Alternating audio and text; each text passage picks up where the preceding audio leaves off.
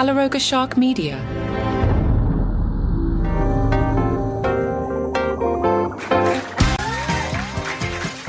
Hey there, I'm Johnny Mac with your daily comedy news. Matt Rife has revealed he is now caretaker of the supposedly haunted Annabelle doll. Oh no, what are you doing? Don't take that on. USA Today reports Matt Rife and his friend purchased the home museum an entire artifact collection of paranormal investigators Ed and Lorraine Warren. That includes the Annabelle doll. Rife plans to reopen the museum, which has been closed since 2019 for tours, and he'll let you stay overnight at the home.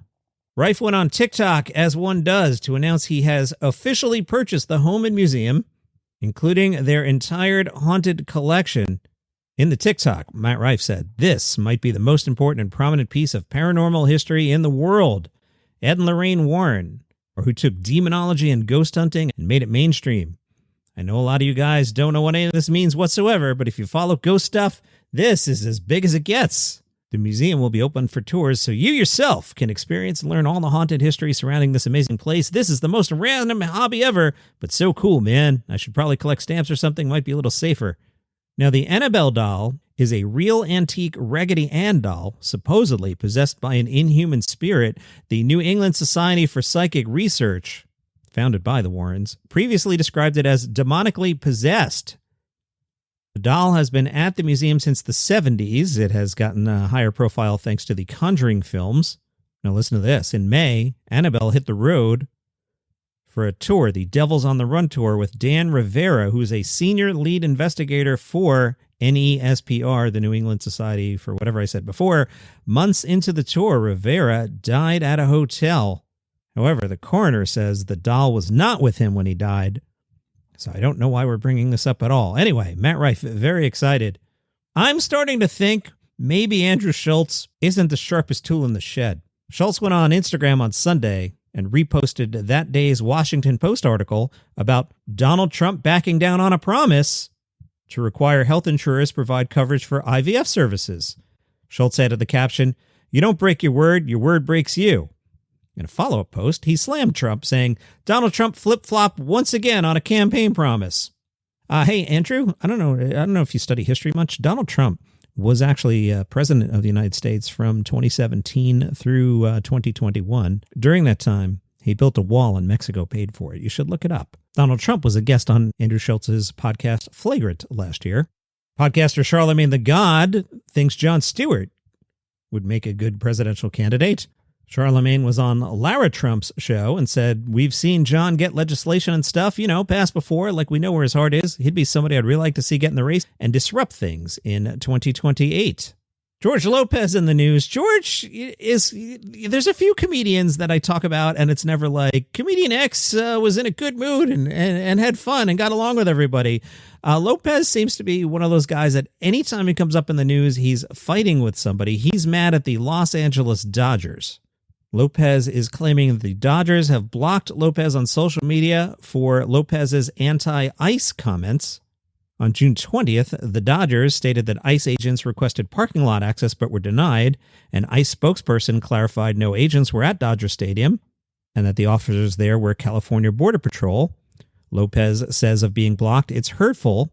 If anyone doesn't belong, it's the Dodgers. Maybe at the next Fan Fest, they can have ICE agents dress as the visiting team and remove fans during the seventh inning stretch, since fan loyalty means nothing." Jimmy Kimmel and team took out a billboard in Los Angeles to campaign for an Emmy, a typical Los Angeles-y type thing to do. You'll find the billboard at the corner of Santa Monica and La Cienega. It looks like a standard Emmy ad for Jimmy Kimmel, says Late Nighter, except when you look at it, it reads, "I'm voting for Steven."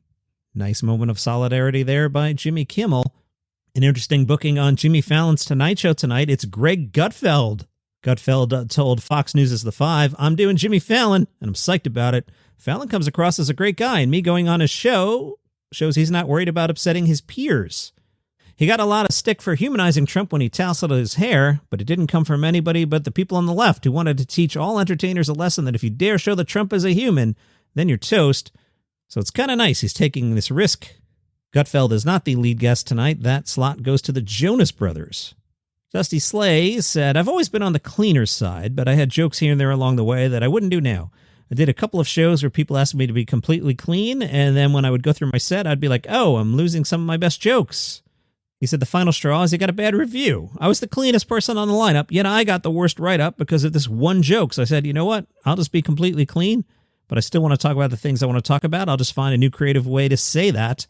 I had to find other words. I couldn't rely on shock. Always good advice. And I remember Jeff Foxworthy explaining that to me probably 20 years ago now. Boy, time flies.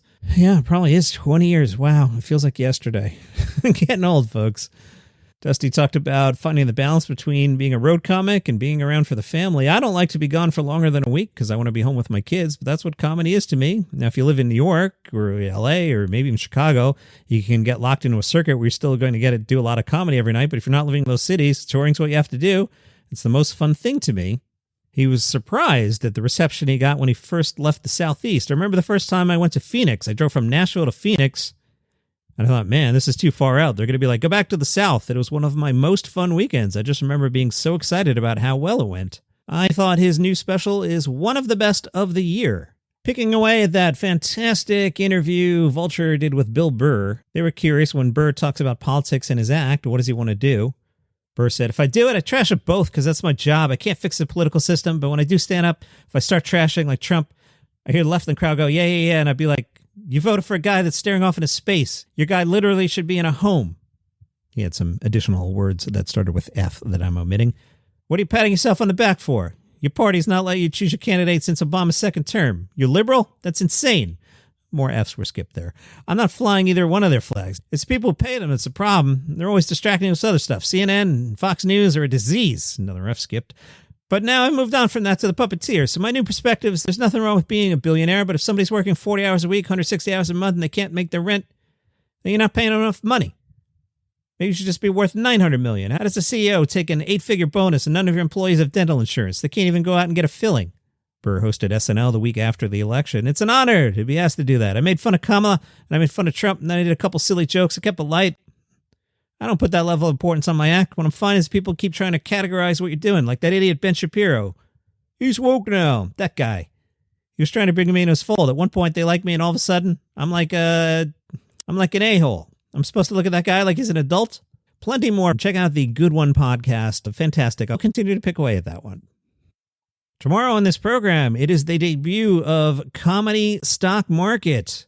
We will treat comedians like a stock market. I will recommend some buys. I'll recommend some sells. Week 1, I don't have any holds for you. Some buys and some sells tomorrow. It is the Comedy Stock Market. Saturday on this program, Mike Chisholm from the Letterman podcast and I recorded, about 90 minutes or so before the edit last week. And I will share that conversation with you on Saturday. Tonight in Jamestown, New York, it's the annual National Comedy Center Festival. Jon Stewart is the headliner. He'll perform on Saturday. There's also a concert with Bill Murray and his Blood Brothers, which is a live blues and classic rock performance. That one's Sunday. Journey Gunderson, the National Comedy Center executive director and former guest on this program, said Jon Stewart is one of the most influential comedic voices of our time, providing his signature social commentary at a pace responsive to the news cycle, while deeply thoughtful about our shared humanity. The Comedy Center is celebrating the 50th anniversary of SNL. They have some new exhibits, including the script from Episode 1, Season 1, on display in the museum. You can actually interact with it through a touchscreen. Pete Davidson has praised his friend Machine Gun Kelly as, quote, the best dad ever. So if anybody asks you, who is the best dad ever, the answer is Machine Gun Kelly. Why? Pete explained. Machine Gun Kelly flies back and forth to Cleveland twice a week just to see his daughter play volleyball. And he's just always with his kids, and it's such a beautiful thing to see. Pete says he's looking forward to having play dates with Machine Gun Kelly and their kids. Pete says we're going to have awesome play dates, and that's going to be a cool play date. Kelly has 2 daughters. One is 16. Not sure she'll be excited about this, but the 4-month-old probably will be.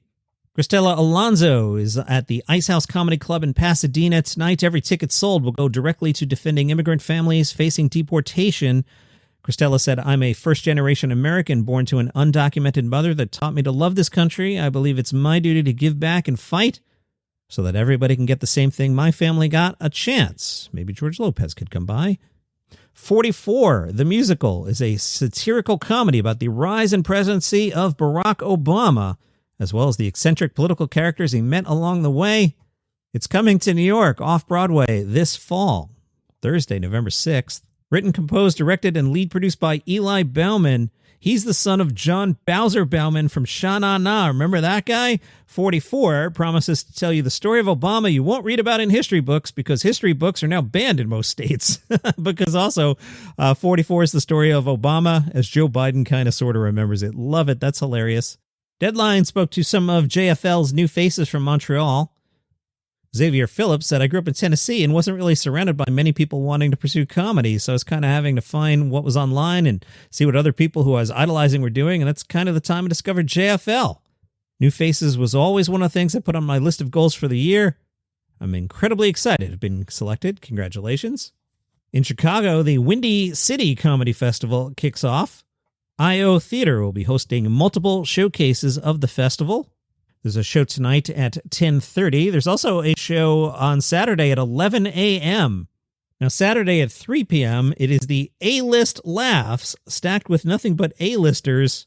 The A-lister list includes Chicago's Matt Brown as your host and comedians A-listers Michelle Malazaki, Scott Eason, Hannah Beck, Eliza Butler, Joey Cerrone, Avril Granado, Paul Blomeyer, and Newt Gregory. Those are your A-listers. That's your comedy news for today. Okay, see you tomorrow.